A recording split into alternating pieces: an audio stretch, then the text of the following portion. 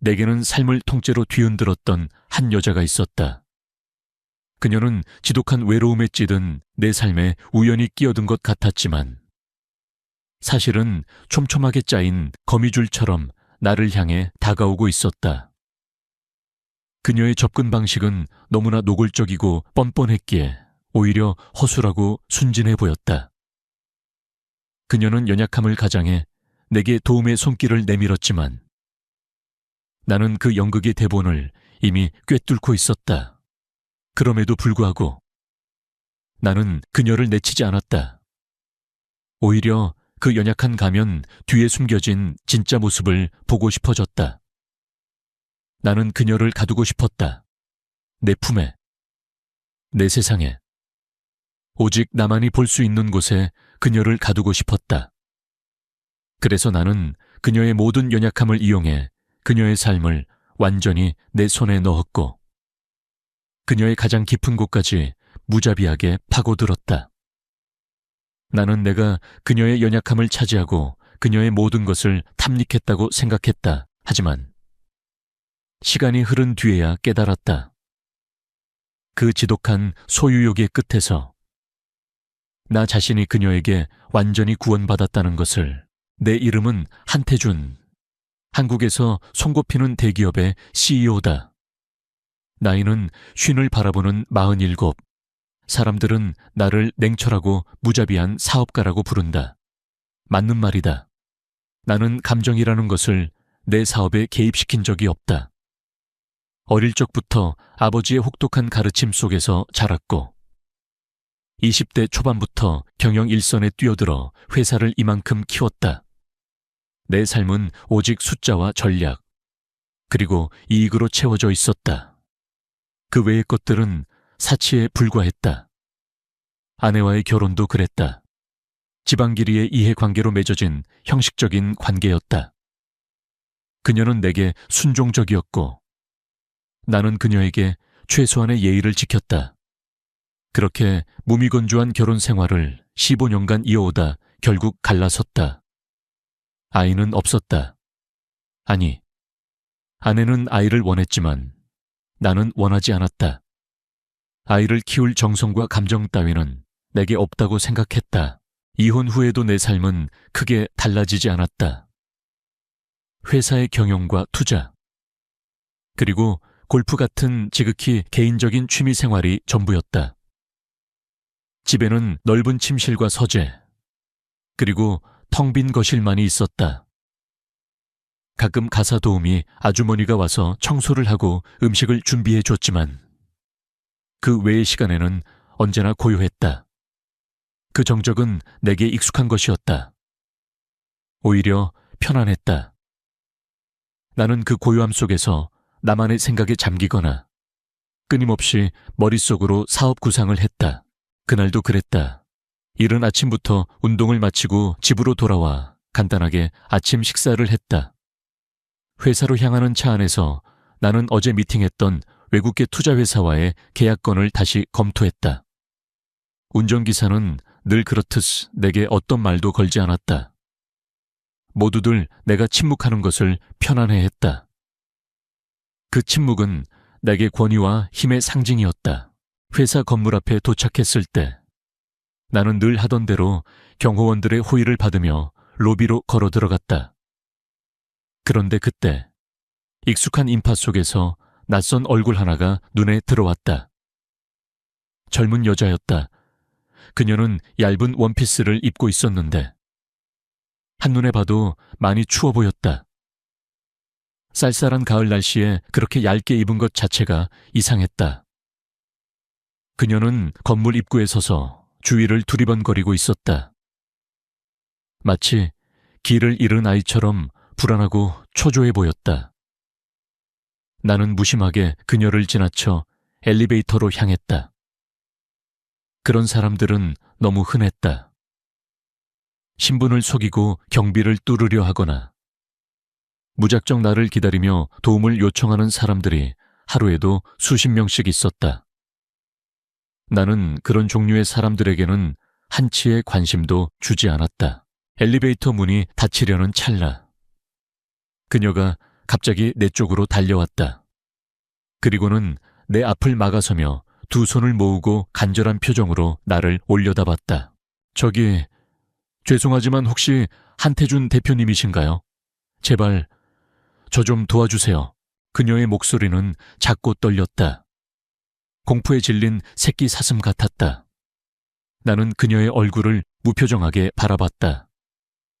화장기 없는 하얀 얼굴과 길고 처진 눈매, 그리고 떨리는 입술이 눈에 들어왔다. 나는 경호원들에게 눈짓으로 그녀를 끌어내라고 지시했다. 하지만 그녀는 내 팔을 붙잡았다. 차갑고 가느다란 손이었다. 제발 단 1분만이라도 제 이야기를 들어주세요. 제발요. 그녀는 눈물을 글썽이며 애원했다. 나는 그녀의 손을 단호하게 뿌리쳤다. 나는 그런 시간 없으니 경호원에게 설명하도록. 나는 뒤도 돌아보지 않고 엘리베이터에 올라탔다. 문이 닫히는 틈으로 그녀의 절망적인 표정이 보였다. 그녀는 주저앉아 고개를 숙였다. 내가 그녀를 외면하고 올라가는 동안에도 그녀는 그 자리에 멍하니 서 있었다. 그 모습이 내 머릿속에 잔상처럼 남았다. 내가 사무실에 도착했을 때까지도 그 텅 빈 로비에 남겨진 여자의 뒷모습이 자꾸만 떠올랐다. 나는 그 모습에서 알 수 없는 흥미를 느꼈다. 뻔히 보이는 연극이었지만 그 연극 속의 그녀는 꽤나 그럴싸했다. 나의 삶은 언제나 완벽하게 계획된 퍼즐과 같았다. 아침에 일어나서 밤에 잠들기까지 모든 움직임에는 의미와 목적이 있었다. 회사의 분기별 실적부터 다음 세대 신기술 투자, 그리고 내 개인적인 자산 관리까지 모든 것을 직접 챙겼고 단 한 치의 오차도 허용하지 않았다. 사람들은 이런 나를 로봇 같다고도 했다. 감정이 없고 피도 눈물도 없는 인간. 하지만 나는 그 말이 싫지 않았다. 오히려 그건 내게 칭찬이었다. 감정은 판단을 흐리게 하고 인간적인 동정심은 결국 손해를 부를 뿐이라고 생각했다. 지난날의 실패와 상처가 내게 가르쳐준 유일한 교훈이었다. 오후에 예정된 중요한 투자 회의를 앞두고 나는 서재에 앉아 마지막으로 자료를 검토하고 있었다. 내 사무실은 60층에 위치해 있어 서울 시내를 한눈에 내려다볼 수 있었다. 유리창 너머로 빽빽하게 들어선 빌딩 숲과 그 위로 드리워진 회색빛 하늘이 보였다. 모두가 부러워하는 이 풍경은 내게 아무런 감흥도 주지 못했다. 그저 내가 쌓아 올린 성공의 증거일 뿐이었다. 내가 땀 흘려 얻은 결과물. 그렇기에 나는 이 공간을 사랑했다. 이 공간은 내게 완벽한 안정감을 주었다. 그런데 그날은 달랐다. 이상하게도 집중이 되지 않았다. 어제 아침 로비에서 만났던 그 여자의 얼굴이 자꾸만 떠올랐다. 절망적인 표정, 떨리는 목소리, 그리고 무엇보다 그 가늘고 차가웠던 손. 수많은 사람이 나에게 다가왔지만 그 여자만큼 나를 불쾌하게 하지 않으면서 동시에 알 수 없는 흥미를 불러일으킨 사람은 없었다. 대부분의 사람들은 눈빛에서부터 목적이 드러나고 그 목적을 위해 무리하게 덤벼들었다. 하지만 그녀는 달랐다. 그녀의 눈에는 절박함이 있었지만 동시에 체념이 보였다. 마치 마지막 희망을 붙잡으려 애쓰지만 이미 끝이라는 것을 알고 있는 사람처럼 그녀의 정체를 알아보고 싶었다. 나는 비서에게 전화를 걸어 어제 아침 로비의 CCTV 영상을 확인해보라고 지시했다. 어제 아침 8시경 로비에서 내게 접근했던 여자에 대한 신상 정보를 찾아봐. 비서는 늘 그렇듯 단 한마디의 군말도 없이 지시를 수행했다. 10분 뒤 그녀에게서 연락이 왔다. 그녀는 내게 그 여자의 신원 정보가 담긴 파일을 메일로 보냈다. 나는 회의를 잠시 미루고 파일을 열었다. 그녀의 이름은 이지연. 32살. 내 나이보다 15살이나 어렸다. 직업은 프리랜서 디자이너. 학력은 평범했고 특별한 이력은 없었다. 그런데 파일 하단에 덧붙여진 비고란의 한 문장이 내 눈길을 사로잡았다. 최근 파산 신청 중인 가족의 부채 상환을 위해 다방면으로 노력하고 있음. 나는 그녀가 왜 그렇게 필사적이었는지, 왜 나에게 연약함을 가장해 접근했는지 그 이유를 단번에 알 수 있었다. 뻔하디 뻔한 이야기였다. 공영에 처한 한 여자가 재벌 총수에게 도움을 청하는 것. 드라마에서나 나올 법한 전형적인 클리셰. 하지만 이상하게도 나는 그녀의 이야기에 흥미를 잃기는커녕 오히려 더 깊은 호기심을 느꼈다. 그녀가 말하지 않았던 진짜 이야기가 궁금해졌다. 그녀는 파산 위기에 처한 가족을 위해 자존심을 버리고 이런 극단적인 방법을 택한 것이다. 나는 그녀의 그런 모습을 보며 왠지 모르게 내 과거의 한 조각을 떠올렸다. 아버지의 기대에 부응하기 위해 내가 가진 모든 것을 쏟아부었던 그 시절. 그때 내게는 감정 따위는 사치였다. 오직 성공만이 나의 유일한 목표였다. 그녀 또한 지금 그런 상황에 놓인 것일까? 나는 비서에게 다시 지시했다. 그 여자에게 연락해서 내게 데려와. 무슨 수를 써서라도. 비서의 목소리는 미세하게 떨렸다. 대표님, 그녀는 경비 시스템을 뚫고 무단으로 접근한 사람입니다. 회사 이미지에도. 나는 비서의 말을 끊었다. 상관없어. 내가 직접 보겠다고. 그리고 경호원에게도 말해. 그녀를 절대 함부로 대하지 말라고. 내 단호한 목소리에 비서는 더 이상 반박하지 못했다. 나는 창밖을 바라보며 회의에 늦는다는 메시지를 보냈다. 이지연이라는 여자가 내게 어떤 존재가 될지는 알 수 없었다. 단지 나는 그녀의 텅 빈 눈빛 뒤에 숨겨진 진짜 이야기를 듣고 싶어졌다. 그녀의 연약함이 진심이든 가식이든 상관없었다. 나는 그녀의 가면을 벗겨내고 그 속에 진짜 얼굴을 보고 싶었다. 그리고 그 과정에서 어쩌면 나도 모르게 오랫동안 잊고 지냈던 어떤 감정들을 다시 마주하게 될지도 모른다는 희미한 예감이 들었다. 어느덧 저녁이 다가오고 있었다. 나는 창밖으로 붉게 물드는 석양을 바라보며 이지연이라는 여자를 기다렸다. 텅 빈 사무실에 앉아 그녀에 대한 정보를 다시 훑어봤다. 프리랜서 디자이너. 어쩌면 그녀의 연약함은 타고난 것이 아닐 수도 있겠다는 생각이 들었다. 예술적인 감각을 가진 사람들은 대개 예민하고 섬세한 법이니까. 하지만 나는 그녀가 얼마나 교묘하게 나를 속였는지 알았다. 그녀가 나에게 접근한 것은 결코 우연이 아니었다. 그녀는 내가 엘리베이터에 탈 시간을 계산했고 내 주변 경호원들의 동선을 파악했을 것이다. 그리고 나에게 가장 효과적으로 어필할 수 있는 방법은 도움이 필요한 연약한 여자라는 것을 정확히 알고 있었다. 똑똑. 사무실 문을 두드리는 소리가 들렸다. 비서가 들어섰고 그 뒤에 그녀가 서 있었다. 그녀는 아침에 보았던 그 얇은 원피스 차림 그대로였다. 하지만 아침과는 달리 눈에 띄게 초조해 보였다. 그녀의 눈은 빨갛게 충혈되어 있었고 손은 떨리고 있었다. 그녀는 내가 앉아있는 소파를 보자마자 몸을 굳혔다.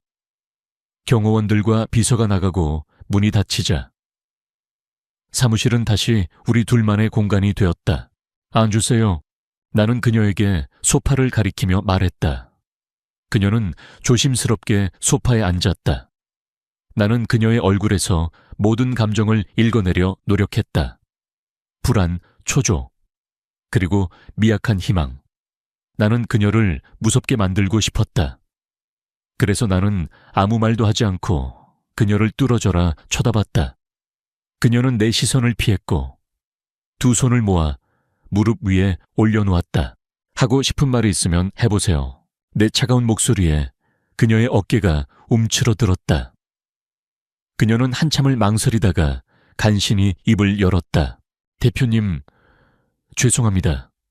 아침에 무례하게 굴었던 것 정말 죄송합니다. 그 얘기 들으려고 부른 거 아닙니다. 나는 단호하게 말했다. 목적이 뭡니까? 그녀는 고개를 들었다. 그녀의 눈은 이미 눈물로 가득 차 있었다. 저희 아빠가 심장병을 앓고 계신데 수술비가 없어서. 나는 그녀의 말을 끊었다. 나는 이런 식의 진부한 이야기는 듣고 싶지 않았다. 그만, 그런 식의 거짓말은 이제 지겹습니다. 내가 당신에 대해 전부 알고 있다는 걸 모르는 모양이군요. 당신 가족이 파산 위기에 처했고, 당신은 그 부채를 갚기 위해 내게 접근했다는 사실. 안 그래요. 내 말에 그녀의 얼굴은 순식간에 하얗게 질렸다. 그녀의 눈이 흔들렸고, 그제야 나는 그녀의 가면이 완전히 벗겨졌음을 알았다. 그녀의 눈에서 눈물이 주르륵 흘러내렸다. 그녀는 더 이상 연약한 척, 가련한 척하지 않았다. 그녀의 눈빛에는 공포와 절망이 뒤섞여 있었다. 어떻게 그걸? 그녀는 떨리는 목소리로 물었다. 나는 그녀를 비웃는 대신 내 과거의 한 조각을 그녀에게 꺼내 보였다. 나는 어릴 적부터 아버지의 혹독한 가르침 아래 자랐습니다. 감정을 배제하고 오직 이성과 논리로만 판단하는 법을 배웠죠. 그 결과 나는 당신이 내게 접근한 이유를 꿰뚫어 볼 수 있게 됐습니다. 그런데도 당신을 부른 건 당신의 눈에서 나를 보았기 때문입니다. 절박함, 오직 목표만을 위해 모든 것을 내던졌던 나의 과거. 하지만 우리는 다른 것 같군요. 당신은 가족을 위해 움직이지만 나는 오직 나 자신을 위해 움직였습니다. 그 차이가 우리를 다르게 만들 겁니다. 나는 그녀의 눈을 똑바로 쳐다봤다. 나는 그녀의 눈에서 진정한 공포와 함께 숨겨진 슬픔을 보았다. 솔직하게 말해봐요. 그깟 돈 때문에 당신이 여기 온 게 아니라는 걸 알고 있습니다. 당신은 더 큰 절망 속에 놓여 있어요. 말해봐요. 당신의 진짜 이야기가 뭔지. 내 단호한 목소리에 그녀는 결국 무너졌다. 그녀는 펑펑 울기 시작했다. 목 놓아 울면서. 그녀는 가느다란 손으로 자신의 얼굴을 가렸다. 저는 아빠 수술비 때문에 온 게 아니에요. 사실 이미 수술을 받으셨어요. 그런데 아빠의 병이 사실은 제가 몰랐던 아빠의 잘못된 과거 때문에 생긴 병이래요. 저는 그걸 갖고 싶었어요. 제가 아니면 아무도 갚을 수 없을 것 같아서. 그래서 그녀의 울음소리는 서서히 잦아들었다. 그리고 그녀는 천천히 고개를 들었다. 그녀의 눈에는 더 이상 거짓이 없었다. 오직 순수한 슬픔과 죄책감만이 가득했다. 그녀의 눈을 본 순간 내 마음속에서 뭔가가 무너져 내리는 것을 느꼈다. 나는 그녀의 진짜 연약함, 즉 그녀의 영혼 깊은 곳에 있는 상처를 보았다. 그것은 내가 과거에 느꼈던 감정의 공허함과는 다른 종류의 아픔이었다. 그것은 순수한 슬픔이자 자신의 의지로 해결할 수 없는 거대한 비극에 대한 좌절이었다. 나는 그 순간 그녀를 보호하고 싶다는 충동을 느꼈다. 그녀가 숨기고 싶었던 그 모든 상처를 내가 덮어주고 싶었다. 나는 그녀의 손을 잡았다. 아까처럼 차갑고 가느다란 손이었다. 괜찮습니다. 나는 그렇게 말하고 그녀의 눈물을 닦아주었다. 그녀는 놀란 듯 나를 바라보았다. 나는 그녀의 눈에서 더 이상 연약함이 아닌 진정한 신뢰를 보았다. 그것이 내가 그날 그녀를 내 삶 속으로 끌어들인 첫 번째 이유였다. 그녀가 자신의 깊은 상처를 고백한 순간 나는 그녀를 더 이상 가련한 척하는 여자로 보지 않았다. 그녀의 눈에 비친 것은 더 이상 목적을 위해 연기하는 배우의 눈빛이 아니었다. 그것은 상처 입은 영혼의 순수한 슬픔이었다. 나는 내 삶에서 오랫동안 잊고 지냈던 감정, 즉 타인에 대한 진정한 연민을 느꼈다. 나는 그녀에게 말했다. 나의 도움이 필요하다면 나에게 와요. 나는 당신에게 도움을 줄 수 있습니다. 그녀는 놀란 듯 나를 바라보았다. 그 순간 그녀의 눈빛은 처음의 경계심을 완전히 풀고 내게 온전히 기대는 것처럼 보였다. 그것이 내가 그녀를 내 곁에 둔 시작이었다. 나는 그녀에게 제안했다. 내 회사의 디자인 부서에서 일하는 게 어떻겠습니까? 당신의 재능을 충분히 발휘할 수 있을 겁니다. 그녀는 망설였지만 나는 그녀의 망설임이 거절이 아니라 부담 때문이라는 것을 알았다. 나는 그녀의 망설임을 무시했다. 다른 선택지는 없습니다. 내 제안을 거절한다면 당신의 가족을 도울 수 있는 사람은 아무도 없을 겁니다. 그녀는 결국 내 제안을 받아들였다. 나는 그녀의 가족 부채를 모두 상환해 주었고 그녀의 아버지 수술비를 지원했다. 그녀는 내게 고맙다는 말을 수없이 반복했지만 나는 그녀의 감사함이 내게는 아무런 의미가 없다는 것을 보여주었다. 나는 그녀의 감정을 이용하고 싶었다. 그녀의 순수한 슬픔과 죄책감을 지배하고 싶었다. 이지연은 나의 회사에 입사했다. 그녀는 뛰어난 재능을 가지고 있었고 디자인 부서에서도 빠르게 인정받았다. 하지만 그녀는 늘 불안해 보였다. 나를 만날 때마다 그녀의 눈은 흔들렸고 그녀는 늘 내게 고마움과 죄책감이 뒤섞인 표정을 지었다. 나는 그녀의 그런 모습을 보는 것이 즐거웠다. 나는 그녀의 감정을 조종하고 싶었다. 나는 그녀에게 업무적인 지시 외에는 아무 말도 하지 않았다. 그녀는 내가 부를 때만 내 사무실에 들어올 수 있었고 나는 늘 그녀를 차갑고 냉담하게 대했다. 마치 그녀는 내 장난감처럼 느껴졌다. 그러던 어느 날 나는 그녀를 저녁 식사에 초대했다. 그녀는 망설였지만 나의 단호한 태도에 거절하지 못했다. 그녀는 검은색 원피스를 입고 나타났다. 평소의 수수한 차림과는 다른 모습이었다. 그녀는 여전히 불안해 보였다. 나는 그녀를 최고급 레스토랑으로 데려갔다. 그녀는 익숙하지 않은 듯 불편해했다. 나는 그런 그녀의 모습을 보며 알 수 없는 흥미를 느꼈다. 편하게 먹어요. 나는 당신에게 어떤 것도 바라지 않습니다. 나는 그녀에게 그렇게 말했지만 사실은 내가 그녀에게 모든 것을 바라고 있었다. 나는 그녀의 가장 깊은 감정을 보고 싶었고 그녀의 가장 연약한 부분을 지배하고 싶었다. 대표님, 왜 저에게 이렇게 잘해주시는 건가요? 그녀는 떨리는 목소리로 물었다. 나는 그녀의 질문에 대답하지 않고 와인을 한 모금 마셨다. 나는 당신의 눈에서 나를 보았다고 했죠. 나는 과거에 나에게 해주고 싶었던 것을 당신에게 해주고 있는 겁니다. 아무도 나를 믿어주지 않았을 때, 나를 지켜줄 사람이 없었을 때, 내게 누군가가 손을 내밀어 주기를 바랐던 그 마음을 당신에게 투영하고 있는 겁니다.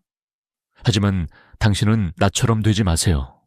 당신의 순수한 마음을 잃지 마세요. 나는 그렇게 말했지만 사실은 그녀의 순수함을 탐닉하고 싶었다. 나는 그녀를 나처럼 만들고 싶었다. 감정에 휘둘리지 않고 오직 이성과 논리로만 판단하는 차가운 인간으로. 하지만 동시에 나는 그녀의 순수함이 내게 어떤 의미인지 궁금했다. 나는 그녀의 순수함이 내 삶에 어떤 빈 부분을 채워줄 수 있을지 시험해보고 싶었다.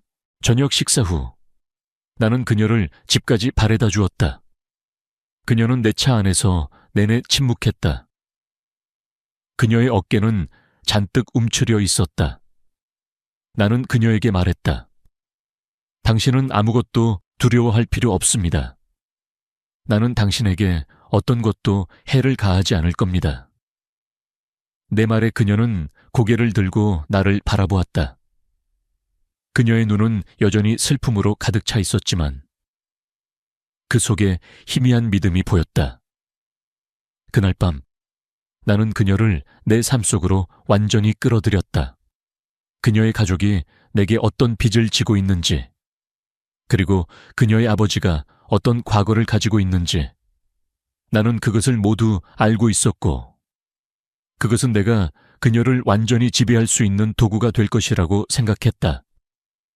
나는 그녀의 모든 연약함을 이용해 그녀의 삶을 완전히 내 손에 넣었다. 하지만 내가 알지 못했던 것은 그 순간부터 나의 삶 또한 그녀에게 완전히 점령당하기 시작했다는 것이다. 그녀의 연약함이 나를 지배하기 시작했고, 그녀의 순수함이 나의 모든 것을 바꾸기 시작했다. 나는 그녀를 구원하려 했지만 사실은 나 자신이 그녀에게 구원받고 있었던 것이다. 사실 나는 이지연의 삶을 지배하고 싶었지만 그녀에게 어떤 것을 명령하거나 강요하지는 않았다. 나는 그녀가 내게 의존하고 나 없이는 아무것도 할 수 없게 되는 것을 보고 싶었다. 내가 그녀를 위해 무엇을 해주든 그녀는 늘 죄책감과 부담감을 느꼈다. 나는 그 감정들이 그녀의 모든 것을 잠식하는 것을 보며 만족했다. 그러나 동시에 나는 그녀의 그런 모습을 보며 알 수 없는 불편함을 느꼈다. 그녀는 내게 고마워하고 나를 믿어주었지만 그녀의 눈에는 늘 그림자가 드리워져 있었다. 나는 그 그림자의 정체를 알고 싶었다. 그러던 어느 날 나는 우연히 그녀의 핸드폰에 걸려온 전화를 받게 되었다. 그녀는 회의 때문에 잠시 자리를 비운 상태였다. 수신자는 윤재 오빠라고 저장되어 있었다. 나는 그녀가 남자와 통화하는 것을 듣고 싶지 않았지만 호기심이 이성을 앞섰다. 나는 아무 말 없이 전화를 받았다. 지연아, 너 요즘 어떻게 지내? 연락도 없고. 남자의 목소리는 다정하고 따뜻했다. 나는 낯선 남자 목소리에 잠시 당황했다. 누구세요? 지연 씨는 지금 자리에 없습니다. 내 차가운 목소리에 남자는 잠시 침묵했다. 아, 죄송합니다. 저는 지연이 남자친구 윤재라고 합니다. 혹시 지연이한테 무슨 일 있나요? 남자친구, 그 단어는 내 가슴에 꽂히는 비수처럼 느껴졌다. 나는 아무렇지 않은 척 차갑게 말했다. 그런 거 없습니다. 업무 중이니 나중에 다시 연락하세요.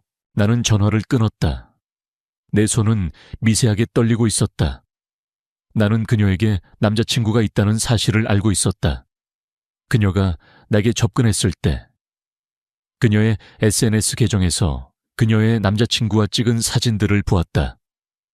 나는 그 사실을 무시하고 싶었다. 그녀는 그저 내게 도움을 받기 위해, 그리고 가족을 위해 어쩔 수 없이 내게 다가온 것이라고 생각했다. 하지만 남자친구가 있다는 사실은 나를 분노하게 만들었다.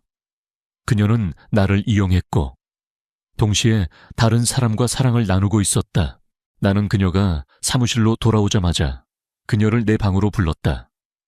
그녀는 내 얼굴을 보자마자 불안해 보였다. 무슨 일이세요? 대표님, 나는 그녀의 눈을 똑바로 쳐다보며 말했다. 방금 당신 남자친구라는 사람에게서 전화가 왔더군요. 내 말에 그녀의 얼굴은 순식간에 하얗게 질렸다. 그녀는 아무 말도 하지 못했다. 나는 그녀의 침묵을 긍정의 의미로 받아들였다. 왜 말하지 않았죠? 당신에게 남자친구가 있다는 사실을. 대표님, 그건 이 관계는 당신과 나, 두 사람만의 관계라고 생각했습니다. 그런데 당신은 나를 속였군요. 나는 그녀를 추궁하듯 말했다.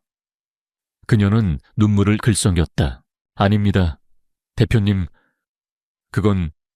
그분은 제가 힘든 시기에 늘 곁에 있어준 사람이에요.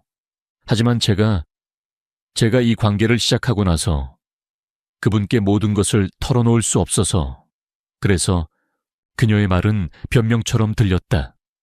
나는 그녀를 용서할 수 없었다. 나는 그녀의 가면 뒤에 숨겨진 또 다른 거짓을 발견한 것 같았다. 나는 그녀의 진심이 아닌 오직 그녀의 연약함만을 지배하고 싶었다.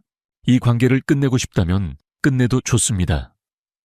하지만 당신 가족에게 지원했던 모든 것을 다시 되돌려 받아야 할 겁니다. 내 말에 그녀의 눈은 절망으로 가득 찼다. 나는 그녀가 결국 내게 굴복할 것이라는 것을 알고 있었다. 그녀는 가족을 위해 모든 것을 포기할 것이다.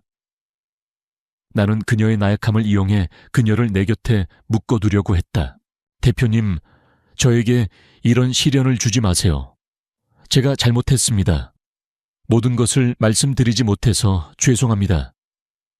하지만 그분과 헤어지겠습니다. 대표님께서 원하신다면 내가 원하는 것은 그런 게 아닙니다. 내가 원하는 것은 당신의 진심입니다. 당신의 영혼을 내게 주세요. 당신의 모든 것을. 나는 그녀에게 다가가 그녀의 턱을 잡고 나를 바라보게 했다. 그녀의 눈에서는 눈물이 흘러내렸다. 그녀는 아무런 저항도 하지 않았다. 나는 그녀를 내 품에 안았다. 나는 그녀의 연약함과 절망을 차지하고 싶었다. 나는 그녀의 모든 것을 내 것으로 만들고 싶었다. 하지만 그녀의 떨림은 내게도 전해졌다. 나는 그녀의 절망 속에서 나 자신의 비참함을 보았다. 나는 사랑을 원했지만 사랑을 얻는 방법을 몰랐다. 나는 힘과 돈으로 그녀를 지배하려 했지만 그녀의 눈에서 나는 오직 순수한 슬픔만을 보았다. 나는 그녀를 구원하려 했지만 나 자신이 구원을 받아야 하는 존재라는 것을 깨달았다. 나는 그녀의 품에서 나 자신이 얼마나 외로운 존재인지, 얼마나 사랑에 굶주려 있는지 느꼈다. 나는 그녀의 절망을 통해 나 자신의 깊은 곳에 있는 절망을 보았다. 그 순간 나는 그녀를 향한 소유욕을 넘어서 그녀를 진심으로 사랑하게 되었다. 나는 그녀를 품에 안은 채 한참을 침묵했다. 나의 심장은 격렬하게 뛰고 있었다. 그것은 분노나 소유욕 때문이 아니었다. 그것은 내가 오랫동안 느껴보지 못했던 진정한 감정의 떨림이었다. 나는 그녀의 절망을 통해 내 깊은 곳에 있는 공허함을 보았다. 그리고 그 순간 나는 그녀를 향한 소유욕을 넘어서 그녀의 상처를 진심으로 안아주고 싶다는 충동을 느꼈다. 나는 그녀를 놓아주었다. 그녀는 눈물을 흘리며 나를 올려다보았다. 그녀의 눈은 혼란과 함께 깊은 슬픔으로 가득 차 있었다. 나는 그녀의 눈물을 닦아주었다. 울지 말아요. 나는 떨리는 목소리로 말했다. 당신이 나에게 숨겼던 것, 이제 더 이상 중요하지 않습니다. 나는 당신의 진심을 보았으니까. 내 말에 그녀는 혼란스러워 보였다. 그녀는 내가 무엇을 원하는지 알 수 없다는 표정이었다. 그녀는 여전히 나를 무자비한 CEO로, 자신의 운명을 쥐고 있는 사람으로 생각하고 있었다. 윤재 씨와의 관계 어떻게 할 건가요? 나는 그녀에게 직접적으로 물었다. 그녀는 고개를 숙이고 한참을 망설였다. 그분은 저에게 가장 소중한 사람이에요. 하지만 제가 이 관계를 끝내지 않으면 대표님께서 저희 가족을, 나는 그런 협박을 하고 싶은 게 아닙니다. 나는 그녀의 말을 끊었다. 당신의 행복을 원합니다. 그게 당신에게 가장 소중한 것이라면 나는 당신을 자유롭게 해줄 수 있습니다. 내 말에 그녀는 믿기지 않는다는 듯 나를 올려다보았다. 그녀의 눈에는 희미한 희망이 스쳐 지나갔다. 나는 그녀의 눈에서 그 희망을 보고 싶었다. 나는 그녀의 진짜 행복을 위해 내가 가진 모든 것을 포기할 수 있을 것 같았다. 당신이 원하는 것을 선택하세요. 나는 당신의 선택을 존중할 겁니다. 나는 그녀에게 말했다. 그녀는 여전히 나를 믿지 못하는 것 같았다. 그녀는 내가 그녀를 시험하고 있다고 생각하는 것 같았다. 나는 그녀에게 말했다. 나는 당신이 이 세상에서 가장 행복한 사람이 되기를 바랍니다. 그게 내가 당신에게 원하는 유일한 것입니다. 그녀는 눈물을 흘리며 내 사무실을 나갔다. 나는 그녀의 뒷모습을 바라보며 깊은 한숨을 내쉬었다. 나는 그녀에게 자유를 주었다. 하지만 나는 그녀가 내게 돌아오기를 바랐다. 나는 그녀가 나를 선택하기를 바랐다. 며칠이 흘렀다.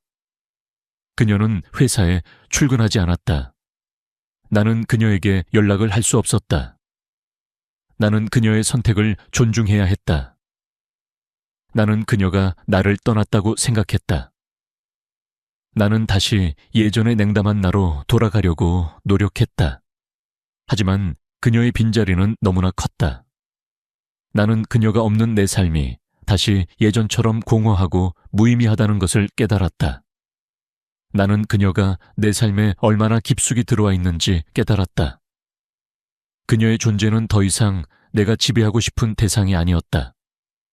그녀는 나의 삶의 의미였다. 나는 그녀에게 다시 연락하기로 결정했다. 나는 그녀에게 사과하고 내가 그녀를 진심으로 사랑한다는 것을 고백하고 싶었다. 나는 그녀의 집 주소를 알아내 그녀의 집으로 향했다. 그녀의 집은 오래된 아파트 단지였다. 나는 그녀의 집 앞에 서서 초인종을 눌렀다. 문이 열리고 그녀가 나왔다. 그녀는 내 얼굴을 보자마자 놀란 표정을 지었다. 그녀의 눈은 여전히 슬픔으로 가득 차 있었다. 왜 여기 오셨어요? 그녀는 떨리는 목소리로 물었다. 나는 그녀에게 아무 말도 하지 않고 그녀를 껴안았다. 나는 그녀의 머리를 쓰다듬으며 말했다. 당신을 사랑합니다. 내가 당신에게 잘못했습니다. 나를 용서해줘요. 내 말에 그녀는 아무 말도 하지 않았다. 하지만 나는 그녀의 품에서 그녀의 떨림을 느낄 수 있었다. 그녀는 내가 그녀에게 진심으로 다가가고 있다는 것을 느꼈다. 그녀는 천천히 나를 껴안았다. 나는 그녀의 품에서 나 자신이 얼마나 외롭고 사랑에 굶주려 있는지 느꼈다. 나는 그녀의 품에서 나 자신이 얼마나 나약한 존재인지 깨달았다. 나는 더 이상 그녀의 연약함을 지배하고 싶지 않았다. 나는 그녀를 보호하고 싶었다. 그녀의 상처를 보듬어주고 그녀의 삶을 따뜻하게 안아주고 싶었다. 그날 밤 나는 그녀에게 모든 것을 털어놓았다. 내가 왜 그렇게 냉담하고 무자비하게 살았는지, 내가 얼마나 외롭고 공허했는지. 그녀는 내 이야기를 듣고 아무 말도 하지 않았다. 그녀는 그저 나를 안아주었다. 나는 그녀의 품에서 처음으로 진정한 평화를 느꼈다. 나는 그녀가 나의 모든 것을 받아들여 줄 것이라는 것을 알았다. 그녀는 나를 구원해주기 위해 내 삶에 나타난 천사였다.